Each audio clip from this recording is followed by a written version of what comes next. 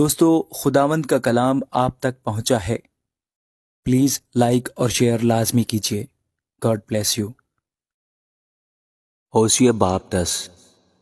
اسرائیل لہلہاتی تاک ہے جس میں پھل لگا، جس نے اپنے پھل کی کثرت کے مطابق بہت سی قربان گاہیں تعمیر کی اور اپنی زمین کی خوبی کے مطابق اچھے اچھے ستون بنائے۔ ان کا دل دغاباز ہے، اب وہ مجرم ٹھہریں گے۔ وہ ان کے مذہبوں کو ڈھائے گا اور ان کے ستونوں کو توڑے گا۔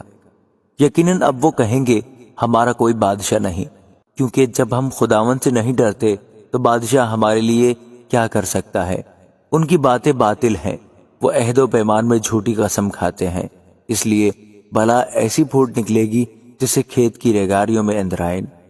بیت اون کی بچیوں کے سبب سے سامریہ کے باشندے خوف زدہ ہوں گے، کیونکہ وہاں کے لوگ اس پر ماتم کریں گے، اور وہاں کے کاہن بھی جو اس کی گزشتہ شوقت کے سبب سے شادمان تھے، اس کو بھی اسور لے جا کر اس مخالف بادشاہ کی نظر کریں گے۔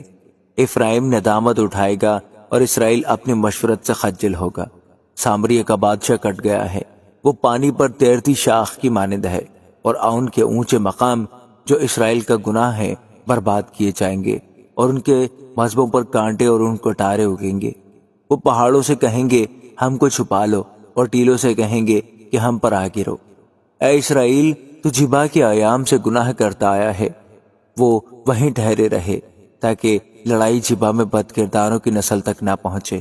میں جب چاہوں ان کو سزا دوں گا، اور جب میں ان کے دو گناہوں کی سزا دوں گا تو لوگ ان پر ہجوم کریں گے۔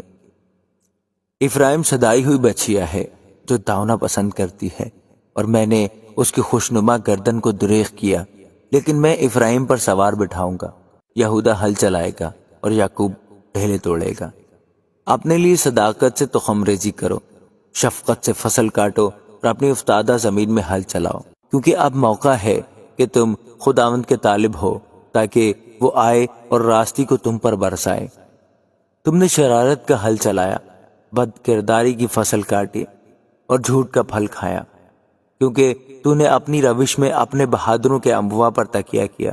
اس لیے تیرے لوگوں کے خلاف ہنگامہ برپا ہوگا، اور تیرے سب قلعے مسمار کیے جائیں گے، جس طرح شلمن نے لڑائی کے دن بیت اربیل کو مسمار کیا تھا، جبکہ ماں اپنے بچوں سمیت ٹکڑے ٹکڑے ہو گئی۔ تمہاری بے نہایت شرارت کے سبب سے بیتل میں تمہارا یہی حال ہوگا۔ شاہ اسرائیل علی الصبا بالکل فنا ہو جائے گا۔ آمین۔